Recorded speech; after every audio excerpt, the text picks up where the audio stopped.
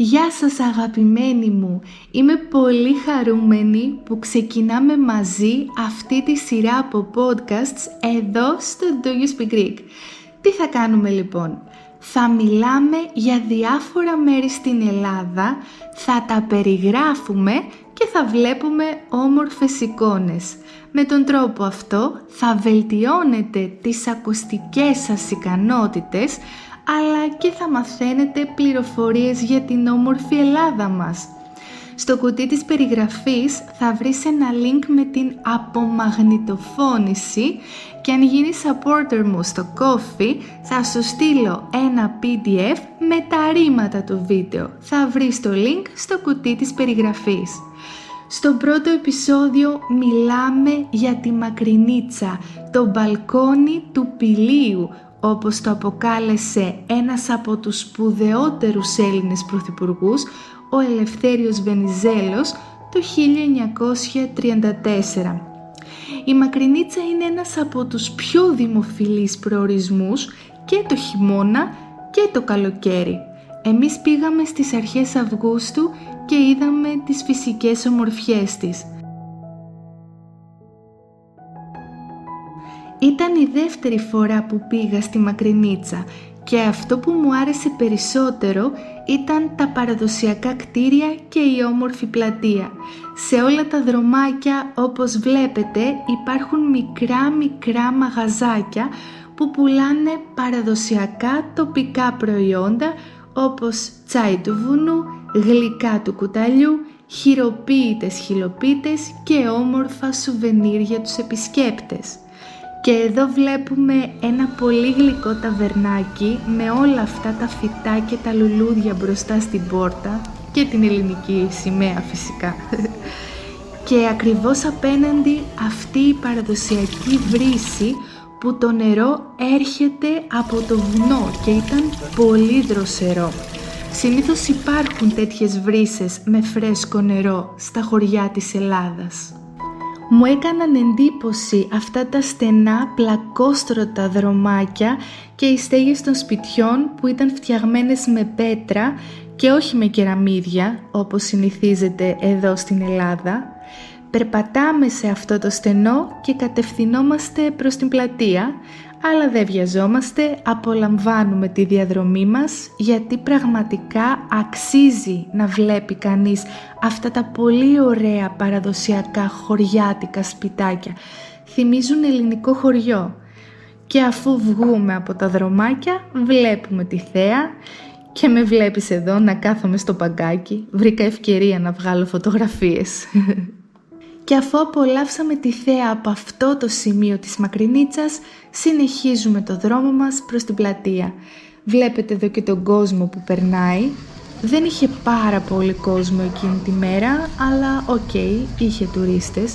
Είχε και πάρα πολύ ζέστη, 43 βαθμούς κάτω από τον ήλιο.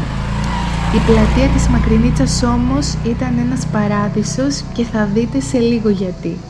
Γενικά όπως βλέπουμε τα χρώματα στη Μακρινίτσα είναι καφέ στις πόρτες και στα παράθυρα των σπιτιών, άσπρο στους τοίχους και αυτή η γκρι πέτρα στις σκεπές. Και από την άλλη πλευρά της Μακρινίτσας, από τα αριστερά, είδαμε σπίτια που κυριολεκτικά ήταν κρεμασμένα πάνω στο βουνό. Και άλλα μαγαζάκια στο δρόμο μας προς την πλατεία, πουλάνε παραδοσιακά τοπικά και χειροποίητα προϊόντα, χυλοπίτες και τραχανά που είναι κάτι σαν τα παραδοσιακά ζυμαρικά της Ελλάδας. Πολλές γυναίκες τα έφτιαχναν μόνες τους παλιά. Θυμάμαι τη γιαγιάκα μου να φτιάχνει.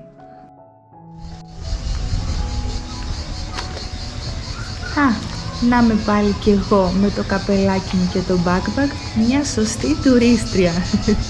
Σκέφτομαι τώρα τι θέλω να αγοράσω από τα μαγαζάκια, γιατί εντάξει δεν μπορείς να φύγεις με άδεια χέρια από τη Μακρινίτσα, πρέπει να δοκιμάσεις όλα αυτά τα χειροποίητα προϊόντα που φτιάχνουν οι κάτοικοι με τόσο μεράκι.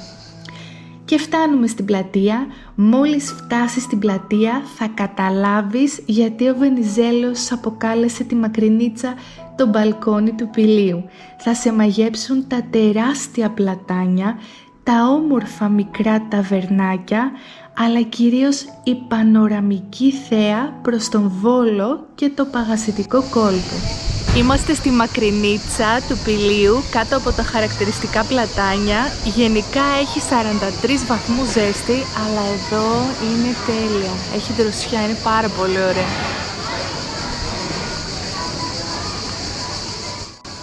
Κοιτάξτε αυτό τον πλάτανο. Άραγε πόσα χρόνια υπάρχει εκεί. Ο κορμός του είναι ανοιχτός από την άλλη πλευρά. Βλέπετε και τα παιδάκια που μπαίνουν μέσα στο δέντρο.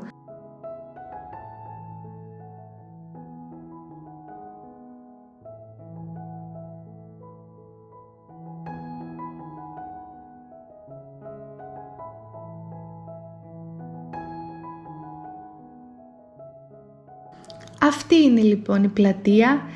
Να και ο πλάτανος, κοιτάξτε πώς είναι ο κορμός του.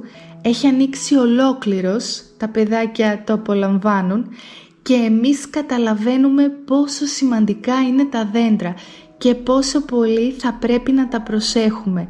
Πραγματικά εκείνη ήταν μία από τις πιο ζεστές μέρες του καλοκαιριού, αλλά κάτω από τα πλατάνια είχε απίστευτη δροσιά.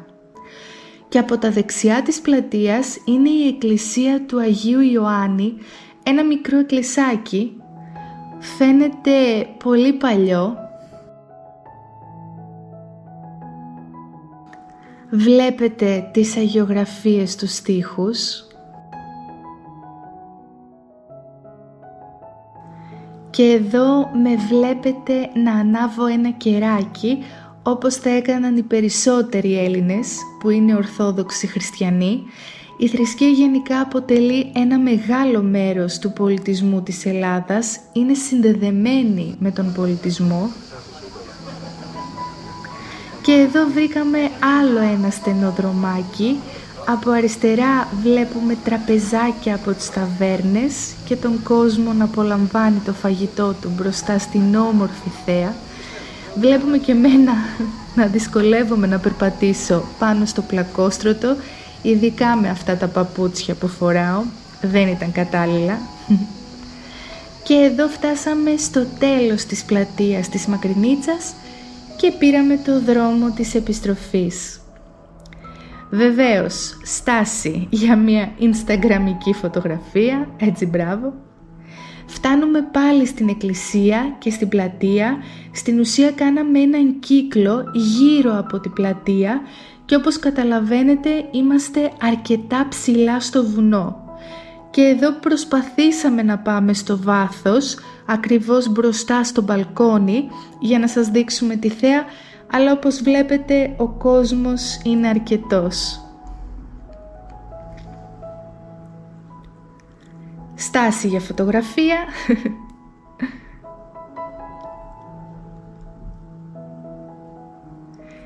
Και ορίστε η θέα προς τον Βόλο. Και τώρα νομίζω ότι ήρθε η ώρα να φύγουμε. Δεν μείναμε για φαγητό στη Μακρινίτσα, παρόλο που έχει πολύ καλό φαγητό εκεί. Αποφασίσαμε να πάμε να φάμε στην Πορταριά, σε ένα χωριουδάκι ακριβώς δίπλα στη Μακρινίτσα. Θα το δούμε στο επόμενο επεισόδιο.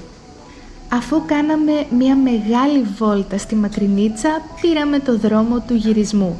Αλλά δεν φύγαμε με άδεια χέρια, έψαξα να βρω έτσι ένα όμορφο μαγαζάκι, να αγοράσω μερικά παραδοσιακά προϊόντα και το βρήκα παρακάτω.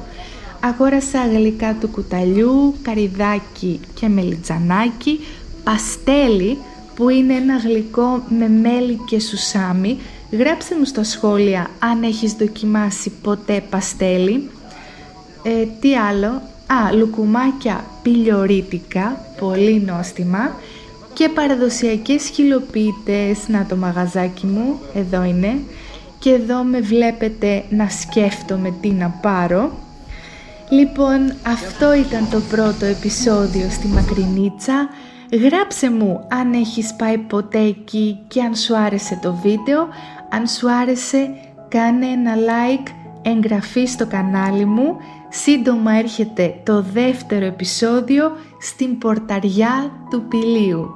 Τα λέμε σύντομα, φιλάκια σε όλους!